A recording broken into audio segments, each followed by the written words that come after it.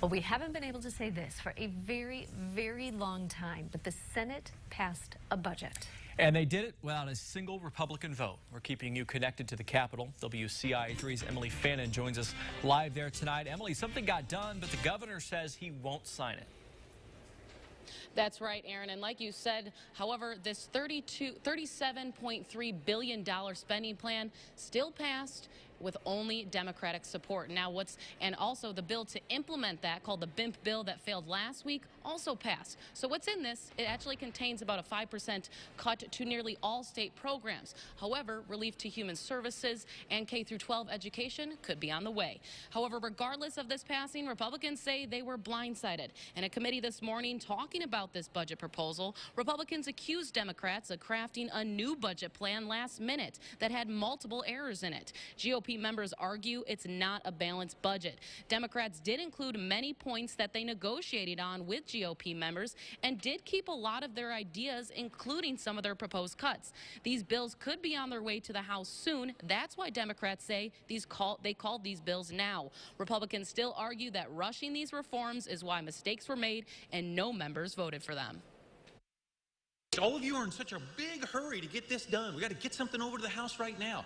It's been 5 days since there's been a response to our last offer on property tax relief and workers' compensation. All of these cries for more time, please allow me to say you have more time in the other chamber. The Senate also passed a tax increase that would raise the personal income tax rate from 3.75 to 4.9%.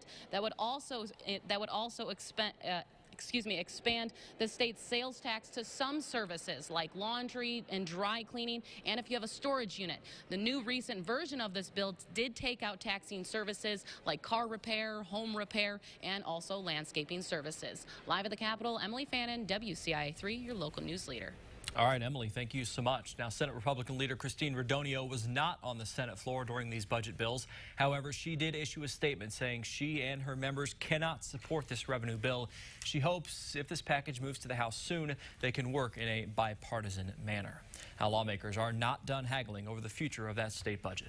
The most powerful Democrat and Republican in Springfield are squaring off for the next round. WCIA3's Capitol Bureau Chief Mark Maxwell live at the State House. So, Mark, we've been talking about this grand bargain for so long. Can we still call it that? Not a grand bargain anymore. At this point, that part of it's out the window. These are Democrats pushing this forward, and the same bills are on track in the House already, where House Speaker Michael Madigan is already out with a press release saying that they are going to take these Senate bills into consideration and likely move very quickly. They're essentially daring Governor Rauner to vote against this budget when they put it on his desk. Now, Democrats worked late into last night to draft up this new spending plan and even admitted during a committee this morning there were more than $2.5 billion in errors. Some of those may have been addressed in late-day amendments, but with all these changes, Republicans weren't comfortable voting for them. The biggest changes are to Medicaid funding, the removal of government consolidation, and the governor's community reinvestment program, no longer included in this plan. Republicans who are frustrated with the gridlock say this new budget won't fix anything. We were just able to grow the economy at a rate that the federal government grew the economy in the last decade. We'd have $19 billion more, and we would be in the black instead of the red. So the fight that's shaping up now is between House Speaker Michael Madigan and Governor Bruce Rauner, of course, the two leaders of their parties, and this fight could be a big one. Governor Rauner, in a Facebook Live speech earlier today, stressed the single most important thing on his agenda is relief for property tax owners, for homeowners.